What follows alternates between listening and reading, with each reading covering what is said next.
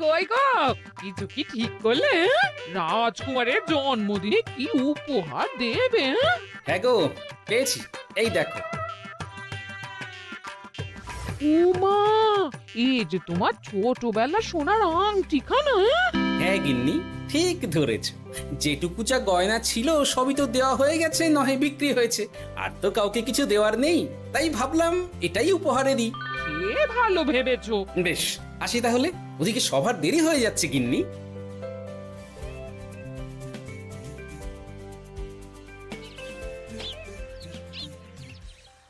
আচ্ছা শোনো, একটা কথা বলতে ভুলে গেছিলাম। আজ একটু তাড়াতাড়ি বাড়ি এসো, শাড়িওয়ালাকে আসতে বলেছি দুপুরে। আবার শাড়িওয়ালা কেন? আরে তুমি ভুলে গেলে, সামনে আমার মন্দির বিয়ে, তার জন্য নতুন শাড়ি লাগবে না গো। একমাত্র বড় মাসির মেয়ে বলে কথা। বুঝলাম। তো ওই একটা শাড়ির জন্য আবার আমাকে থাকতে হবে? 3টে শাড়ি উপহারের পাশাপাশি আমারও একটা শাড়ি চাই। হ্যাঁ আচ্ছা, তুমি নতুন শাড়ি নিয়ে কি করবে বলো তো? বিয়েটা তো তোমার বংশীর। বলি, সারাটা জীবন তো এই এক কাপড়ই কাটিয়ে দিলাম, কি দিয়েছ তুমি আমায়? কেন, এই নিজেকে আমার মতো স্বামী আর কোথাও পাবে? ও সব মন ভুলানো কথায় আর চিড়ে ভিজবে না, তাড়াতাড়ি আসবে বলে দিলাম। হ্যাঁ অগত্যা।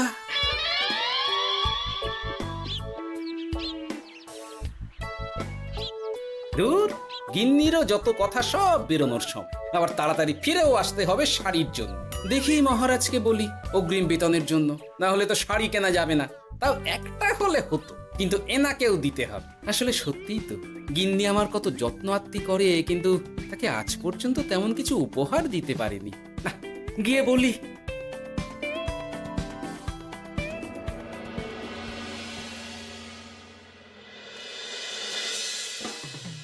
রাজকুমারের জন্মদিন উপলক্ষে যে আপনারা এত উপহার এনেছেন তার জন্য অনেক ধন্যবাদ। আপনাদের সকলের আশীর্বাদ ও ভালোবাসা আমি রাজকুমারের কাছে পৌঁছে দেব। এ আর এমন কি মহারাজ, জানেনই তো রাজকুমার আমাদের সকলের কাছে কত প্রিয়। ঠিক ঠিক।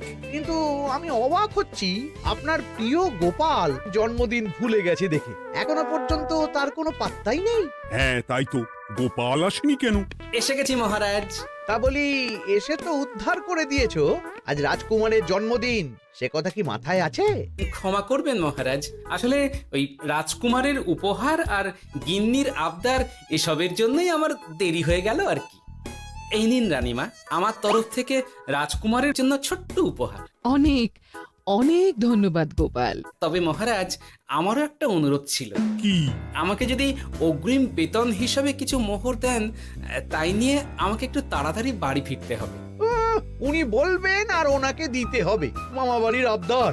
যেটা জানেন না তার মাঝে এত কথা বলেন কেন? হ্যাঁ, আসলে মহারাজ, আমার গিন্নির বোনের মেয়ের বিয়ে সামনে, তাই গিন্নি আবদার করেছে ওই নতুন শাড়ি কেনার জন্য। জানেনই তো বিয়ে বাড়ির কত খরচা, তাই। এ তো খুব ভালো কথা, কিন্তু অগ্রিম বেতন কেন? এমন একটা ভালো খবর দিলে আমার তরফ থেকে তোমার জন্য কিছু মোহর উপহার। এই না, ধন্য মা আপনি। আপনার মতো মা থাকতে সত্যি ছেলের কোনো চিন্তা থাকে না রানীমা। ইস, বেটা আবার সুযোগ বুঝে মোহর পেল। কেন যে আমার এমন হয় না। এবার তাহলে আসি মহারাজ, গিন্নি ওদিকে অপেক্ষা করছে। হ্যাঁ হ্যাঁ, যাও যাও, আজ তাহলে সভা এখানেই শেষ করলাম। মহারাজ, আপনার সাথে আমার একান্তে কিছু কথা আছে। আমি অন্দরমহলে গেলাম। রানীমার আবার হঠাৎ কি হলো, ব্যাপারটা দেখতে হচ্ছে।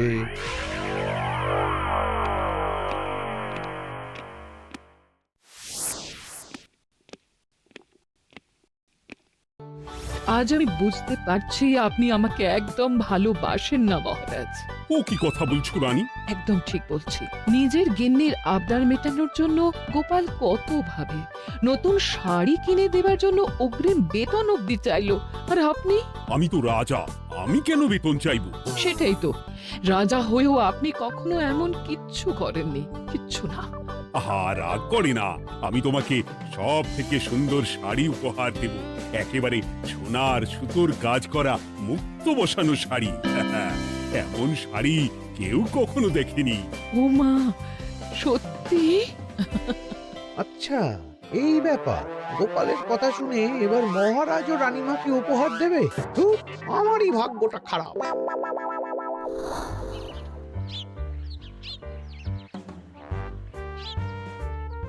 হাজার চেষ্টা করেও গোপালকে আটকানো যায় না। দূর দূর দূর, আমি যা চেয়েছিলাম তা ওই গোপাল পেয়ে গেল। ও কি গো, তুমি কার সাথে কথা বলছো? দুর্ভাগ্যর সাথে। কি সব অলক্ষণের কথা? কি হয়েছে? কি আর হবে, সবই তো তোমার দোষ। আমার দোষ? হ্যাঁ, তুমি আমার কাছে বায়না করো না কেন কিছু? তুমি বায়না করনি বলেই আজ আমি রানীমার কাছ থেকে মোহর পেলাম না, কিন্তু গোপাল পেয়ে গেল। এবার বুঝলাম। ঠিক আছে, এখন তাহলে বায়না করছি, তুমি কাল গিয়ে সেটা রানীমাকে জানাবে। ঠিক আছে? হ্যাঁ, করো করো করো, বায়না করো, বায়না করো। কি চাই, কি চাই, কি চাই? পেয়েছি। তুমি রানীমাকে গিয়ে বলবে যে আমার একটা সোনার হার চাই। এই না হলে আমার বউ। দারুণ চাল চেলেছো।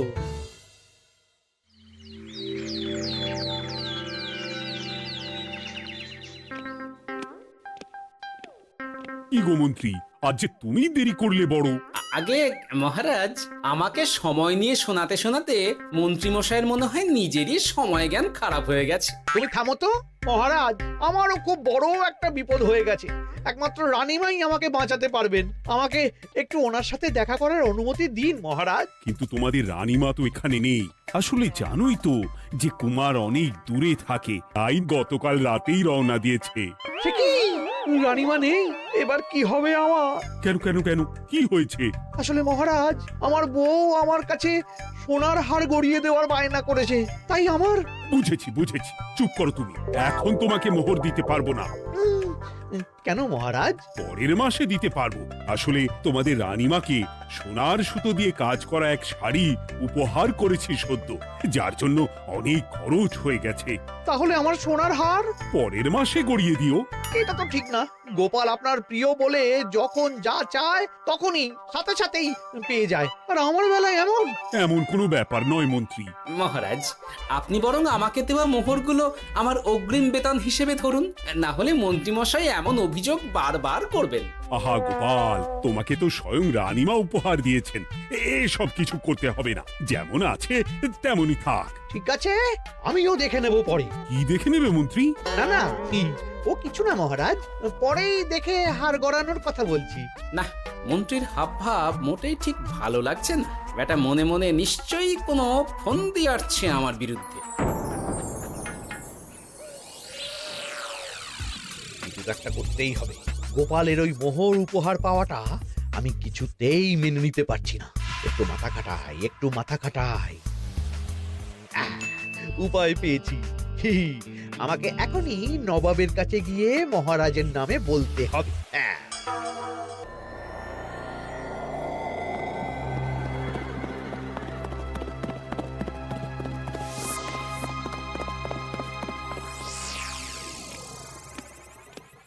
প্রণাম নবাব বাহাদুর।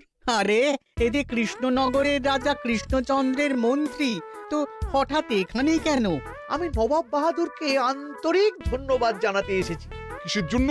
এই যে আমরা খুব খুশি রাজা কৃষ্ণচন্দ্রের মতো একজন শক্তিশালী রাজা পেয়ে। শুধু সামরিক বলেই নয়, আর্থিক, সামাজিক, রাজনৈতিক সব দিক থেকে। আর এটা সম্ভব হয়েছে আপনার মতো একজন নবাবের মহারাজের ওপর কৃপা দৃষ্টির জন্য। বলতেটা কি চাইছো তুমি? তেমন কিছুই না, আপনার গুণগান করছি। নইলে আপনিই বলুন না, আমাদের মহারাজ কখনো সোনার সুতোয় বোনা মুক্তোর কাজ করা শাড়ি কিনে রানীমাকে উপহার দিতে পারে? কি সোনার শাড়ি? হ্যাঁ, এমন দামি শাড়ি যা হয়তো নবাবের কাছেও নেই। ঠিক আছে ঠিক আছে, তুমি এখন আসতে পারো। আর শোনো, আমি তোমাদের রাজ্য পরিদর্শনের জন্য লোক পাঠাবো। কবে কখন সেটা কাল তোমাদের সূচনা পাঠিয়ে দেবো, কেমন? ঠিক জায়গাতেই আগুনটা ধরিয়েছি মনে হচ্ছে। বেশ। ব্যাপারটা আমার মোটেই ঠিক লাগছে না উজির। কৃষ্ণচন্দ্রর মতো এক সামান্য রাজা এত দামি শাড়ি কিনলো কি করে? কালো বাজারি করছে না তো? আমিও একই কথা ভাবছিলাম হুজুর। এক কাজ করো, কালকে কৃষ্ণনগরে খবর পাঠাও, 2 দিন পর রাজকার্য পরিদর্শনের জন্য তুমি সেখানে যাবে। সব খতিয়ে দেখবে, আর কিছু বেগতিক বা গরমিল দেখলে সেটা বাজেয়াপ্ত করে নেবে, কেমন? আর কে হুজুর?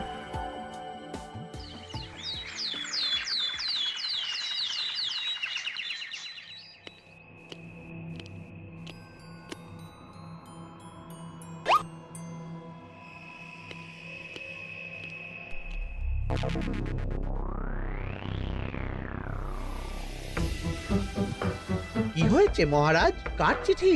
নবাবের রাজকার্য পরিদর্শনের জন্য লোক পাঠাবে 2 দিন পর। এতে চিন্তার কি আছে মহারাজ? চিন্তার বিষয় আছে। নবাব আমার রাজকোষের হিসাবও মিলিয়ে দেখতে চায়। কোনো একটা ভাবে নবাবের কানে আমার সোনার শাড়ি কেনার কথাটা চলে গেছে, তাই সন্দেহ করছে। সে কি কাণ্ড! নবাবকে তো চিনি, ভুল ধরার কোনো সুযোগ ছাড়বে না। আর চিঠিতে পরিষ্কার লিখে দিয়েছে, হিসেবের একটু এদিক ওদিক হলেই সে সব বাজেয়াপ্ত করে নেবে। হায় কপাল! এ সব হয়েছে গোপালের জন্য। অমনি শুরু করে দিলেন। আচ্ছা, আমি আবার কি করেছি বলুন তো?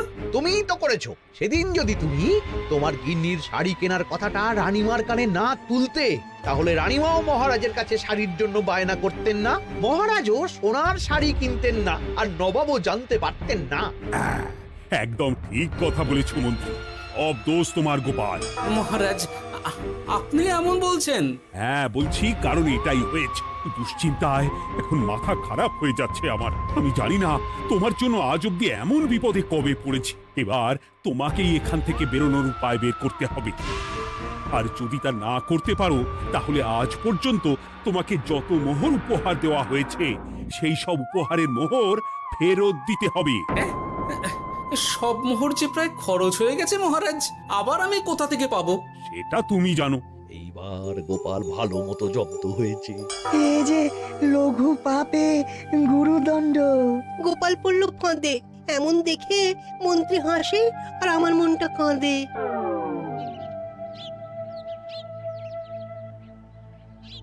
এখানে বসে কি করছো গো গিন্নি? এসে পড়েছ? ও মা, তোমার মুখটা এমন শুকনো দেখাচ্ছে কেন? আর বলো না, এই হিসেবের ঠেলায় সবকিছু বেহিসাবি হয়ে যাচ্ছে একেবারে। আচ্ছা, তুমি কি করছিলে ওই রসিদগুলো নিয়ে? দেখে হিসেব করছিলাম এ মাসে অনেক খরচ হয়েছে কিনা, সেই বুঝে পরের দিনগুলো চালাতে হবে গো। কি বললে? রসিদ দেখে হিসেব কষা? আরে, এটা তো আমার মাথাতেই আসেনি। ধন্যবাদ গিন্নি, আরো একবার তোমার জন্য এই যাত্রায় আমি বেঁচে যাব মনে হচ্ছে। বেঁচে যাবে কেন? কি হয়েছে? আচ্ছা, আমাকে আবার একটু রাজপ্রাসাদে যেতে হবে। আমি এলাম গিন্নি। কি যে বলে লোকটা, কিছুই বুঝতে পারি না।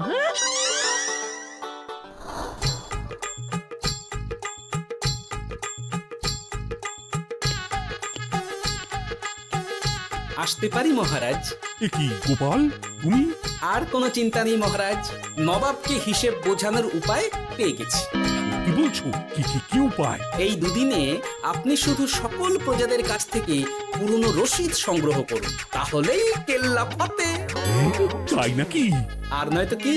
তবে এ ব্যাপারে মন্ত্রী মশাইকে কিন্তু কিচ্ছু জানতে দেওয়া যাবে না। শুধু আমি যা বলছি তাই করুন মহারাজ। সে তো বুঝলাম, কিন্তু প্রজাদের থেকে পুরনো রসিদ সংগ্রহের কথা ঘোষণা করলেই মন্ত্রী এমনিই জানতে পেরে যাবে। চিন্তা করবেন না মহারাজ, আমার কাছে এটারও উপায় আছে। আপনি শুধু খেয়াল রাখবেন যাতে এই কথা 5 কান না হয়। বাকিটা ভরসা রাখুন, কৃষ্ণনগরের একটা ঘাসও নবাব বাজেয়াপ্ত করতে পারবে না।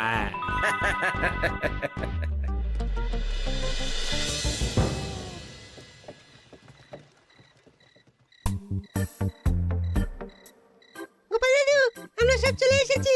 ভালো সময় এসেছিস, তোদের দাদুর ভবিষ্যৎ এখন তোদেরই হাতে। আপন করে বলছো কেন দাদু? আমরা থাকতে তোমার কিচ্ছু হবে না, শুধু বলো না কি করতে হবে। জানি তো, তোদের যেটা করতে হবে সেটা হলো সবার বাড়ি বাড়ি গিয়ে পুরনো রসিদ সংগ্রহ করতে হবে। এই ব্যাপার, এটা এমন কি? কিন্তু কেউ যদি জিজ্ঞাসা করে কেন চাইছি, তখন বলবি যে ওই গোপাল দাদু ওই টোঙা বানাবে বলে পুরনো কাগজ চাইছে। আচ্ছা, আমরা এক্ষুনি নিয়ে আসছি। যাক, প্রথম ধাপ হয়ে গেল, এবার পরের ধাপের প্রস্তুতি। যাই একবার বরং বিজ্ঞানীর কাছ থেকে ঘুরে আসি। বিজ্ঞানী, ও বিজ্ঞানী, বাড়ি আছো? আরে গোপাল যে, এসো এসো ভেতরে এসো। বলো, তোমাকে কিভাবে সাহায্য করতে পারি? তোমার কাছে কালি মোছা যায় এমন কোনো কিছু আছে? কালি মোছার জিনিস? হ্যাঁ, একটা তরল রাসায়নিক পদার্থ আছে যেটা সব ধরনের কালি তুলে ফেলে। দাঁড়াও দিচ্ছি। অনেক ধন্যবাদ বিজ্ঞানী।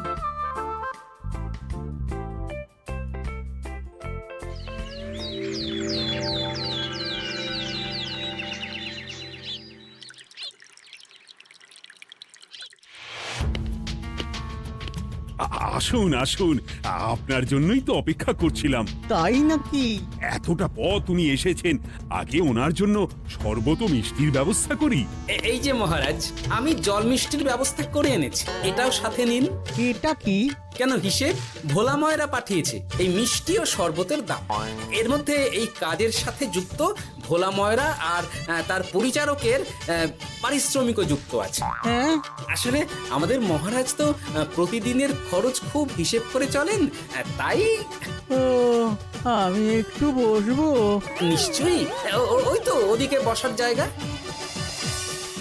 আপনি কি হাওয়া খাবেন উজির সাহেব? তাহলে রশিদে ওটাও যুক্ত করব। মস্করা হচ্ছে? আহা, রেগে যাচ্ছেন কেন? আপনার সাথে মস্করা করার মতো স্পর্ধা আমার নেই উজির সাহেব। আসলে মাসের শেষ তো, তাই একটু বেশি হিসেবে চলতে হচ্ছে আর কি। আমাকে হিসেব দেখাচ্ছ? আর রাজা কৃষ্ণচন্দ্র যে সোনার সুতোয় বোনা শাড়ি কিনতে পারলো, সেটার হিসেব কোথায়? একটা সামান্য রাজা এত অর্থ পায় কোথা থেকে? এ আবার কেমন কথা? মহারাজ যা কিনেছেন সেটা তো তার জমানো অর্থ দিয়েই কেনা। আমি বিপথে কোনো কাজ করি না। সেটা তো রাজকোষের হিসেব দেখলেই বোঝা যাবে। শুনে রাখো গোপাল, একটুও যদি হিসেব এদিক ওদিক দেখি না, তাহলে সব বাজেয়াপ্ত করে দেব। কোনো চালাকি নয়, কোনো চালাকি নয়। বেশ, তবে করুন হিসেব। আমাদের কাছে কিন্তু সব কিছু রসিদ আছে। কই গো, আনো সব, আনো আনো।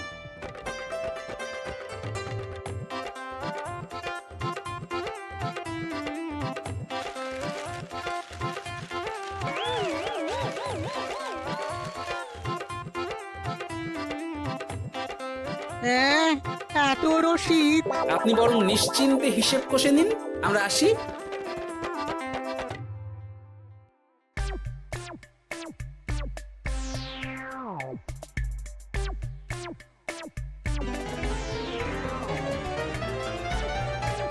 বাবারে, এত হিসেব কষে কষে তো মাথা ঝিমঝিম করছে, খিদেতেও পেট চুই চুই করছে।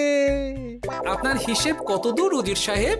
আমাকে এখান থেকে নিয়ে চলো গোপাল, আমি আর পারছি না। ও কি, অঙ্ক কষে কষে তো আপনার সব শক্তি শেষ হয়ে গেছে দেখছি। আচ্ছা চলুন চলুন চলুন, কিছু মুখে দিয়ে দিন, তাহলেই শক্তি আসবে। তাই চলো।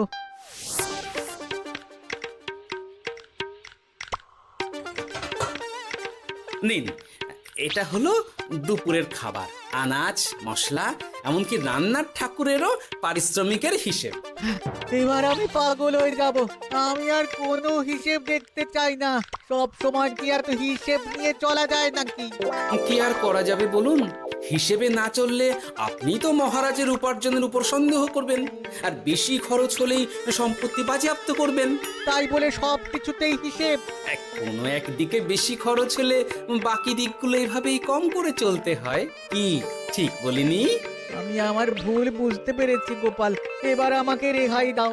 আসলে তোমাদের মন্ত্রী নবাবের কাছে গিয়ে তোমাদের রাজা নামে উস্কেছে। কি মন্ত্রী? এই রে, খেয়েছে, পালাতে হবে দেখছি। ঠিক জানতাম, মোহরের জন্যই এত কিছু। তাই তো নবাব এমন করেছেন। বেশ, এবার আমি ফিরে গিয়ে নবাবকে সব জানিয়ে দিচ্ছি। সত্যি গোপাল, তোমার তুলনা হয় না। আর মন্ত্রী, আগে মহারাজ, তুমি যা করেছো তার কোনো ক্ষমা নেই। তোমার জন্যই আমার এত হয়রানি হয়েছে। ভুল হয়ে গেছে, আমাকে ক্ষমা করে দিন মহারাজ। গোপালের ওপর হিংসে করে এমন করেছি, আর হবে না। একটা সুযোগ দিন মহারাজ। হ্যাঁ মহারাজ, সুযোগ দিয়েই দিন। বেশ, তবে তোমার শাস্তি হলো রানীমাকে আমি যে সোনা শাড়ি কিনে দিয়েছি সেটার পুরো দাম তোমাকে আমায় দিতে হবে। হ্যাঁ?